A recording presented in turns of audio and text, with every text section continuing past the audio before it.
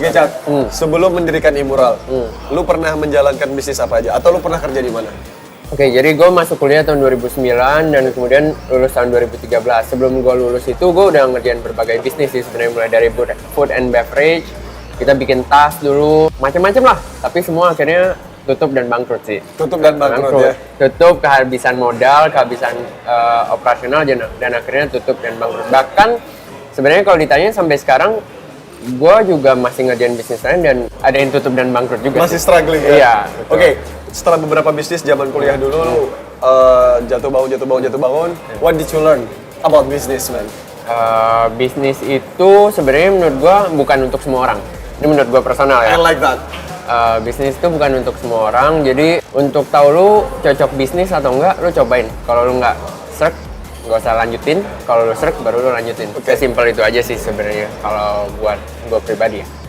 Dan akhirnya lu menyadari bahwa oke, business is for me, dan lu mencoba membuka bisnis mural.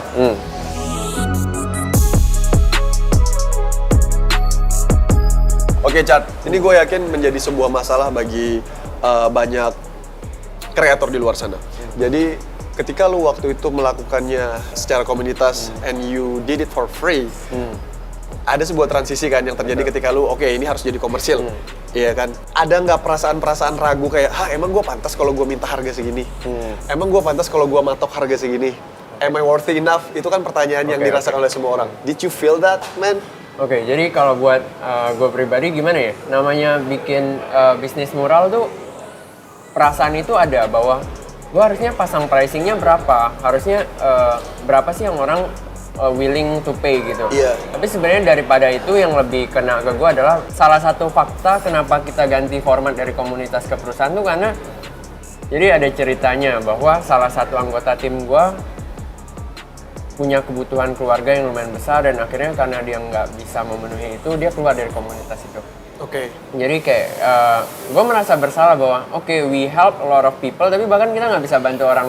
Kita nggak bisa membantu diri kita sendiri. Iya, kita bahkan nggak bisa membantu diri kita sendiri. Jadi keputusan untuk ganti format dari komunitas ke company itu adalah easy answer gitu. Bahwa sebelumnya kita nggak dapat apa-apa, sekarang at least kalaupun nggak laku, we will get something gitu.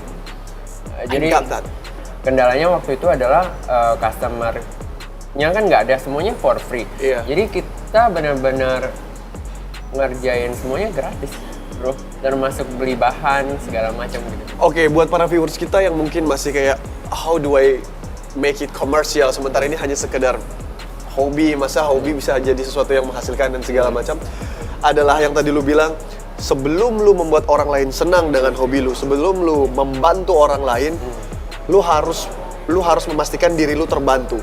Atau lu harus memastikan lu membantu diri lu sendiri supaya lu bisa memberikan yang lebih terbaik lagi. Betul.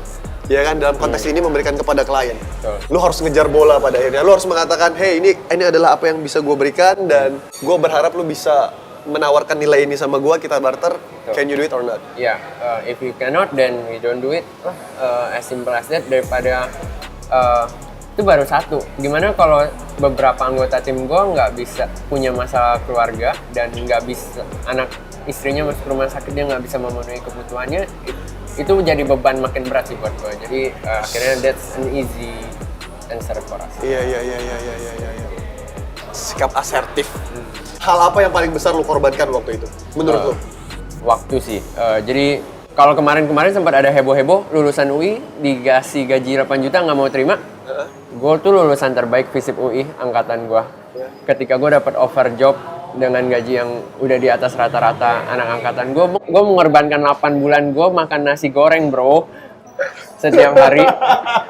Pengorbanan. 8 bulan untuk menghemat dan memastikan bahwa ini beneran ada bisnis marketnya.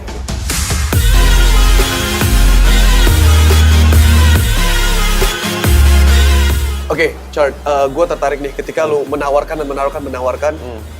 ditolak, pasti ada keyakinan kayaknya emang nggak pantas deh, kayaknya emang nggak bisa nih, gitu.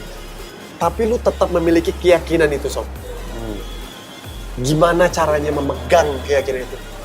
Oh, kalau gue caranya sederhana sebenarnya. Did you have support from others or what? No. Semuanya benar-benar pakai modal gue personal. Pokoknya gue punya sisa tabungan berapa itu yang gue running. Abis itu gue membuat janji sama ibu gue. Gue bilang sama mama gue, lo kasih gue waktu 1 tahun. Kalau 1 tahun ini nggak jalan, gue tutup. Gue ikutin. Lo mau suruh gue kerja apa aja, gue ikutin. Tapi lo kasih gue waktu 1 tahun. Nanti kita kerjain untuk ini kayak gimana. Oke, wait, this is very important. Buat para viewers kita pastinya yang untuk otomatis generasi muda ya. Untuk para viewers kita yang pengen bekerja di industri kreatif, tapi kemudian orang tuanya udah masuk pegawai negeri aja, udah kerja di kantoran aja, udah bla bla bla segala macam gitu.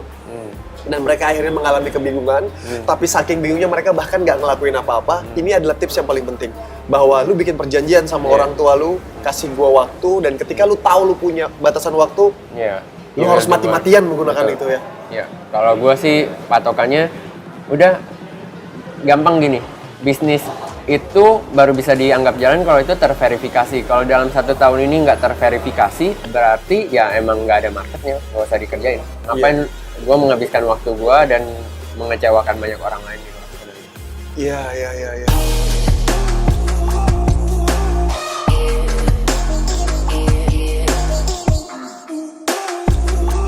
Terlepas daripada perjuangan lu sekarang, perjuangan lu yang lalu, lu pernah gak sih ngalamin kejadian yang bikin lu down banget, dan gimana lu, pelajaran apa yang lu ambil dan gimana lu menghadapi saat itu? Kalau boleh curhat nih. Gue bingung sih, gue boleh cerita ini atau enggak. Tapi ya udahlah. Mudah-mudahan yang nonton bisa dapat manfaat juga dari ini. Jadi teman sekelas gue di kuliah itu, kita masuk kuliah barengan. Sekarang dia udah bikin perusahaan yang gede banget lah. Lu bisa lihat iklannya ada di TV-TV. Gue lagi telepon emak gue. Halo mak, lu apa kabar? Pas itu muncul iklannya dan mukanya di depan gue. Terus kayak gue Google, ini perusahaan udah sampai tahap apa ya? Dan ternyata dia sekarang udah punya 3.000 sampai 4.000 karyawan. Kita 12 karyawan. Terus gue mulai mempertanyakan, gue ngapain? Secara tingkat kecerdasan, ya 11-12 lah. Kalaupun nggak jauh ya 11 ke 20 lah. Iya, maksudnya nggak jauh-jauh banget. Secara pendidikan juga nggak beda jauh banget. Tapi kenapa dia ngerjain ini 5 tahun bisa 5.000 karyawan, gue ngerjain ini 7 tahun bisa cuman 12 karyawan gitu. Ada momen-momen kayak gitu, kayak gue mikir, gue ngapain? Gue mendingan jadi maklar batu bara aja lah. Tinggal angkat telepon, tutup telepon, angkat telepon, tutup telepon, duit masuk gitu. Itu sih salah satu momen yang lumayan hit me quite hard, bahwa ternyata yang akhirnya membuat satu-satunya alasan gue tetap ngerjain Imura adalah karena kita punya tim, dan tim kita ini saling support bahwa kenapa sih kita masuk kantor tiap pagi. Fakta bahwa kita belum menjadi Walt Disney-nya Indonesia itulah yang akhirnya membuat kita datang ke kantor setiap pagi. Sekali lagi kembali kepada what is your own dream, what is your own vision. Tak peduli apapun yang dilakukan oleh orang di luar sana, nggak peduli apapun yang didapatkan oleh orang di luar sana. What is your favorite quote? That you like you live by that quote. In everything you do it with passion and persistency.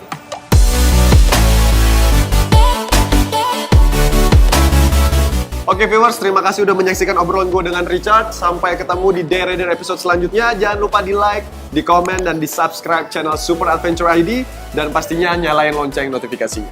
Bye.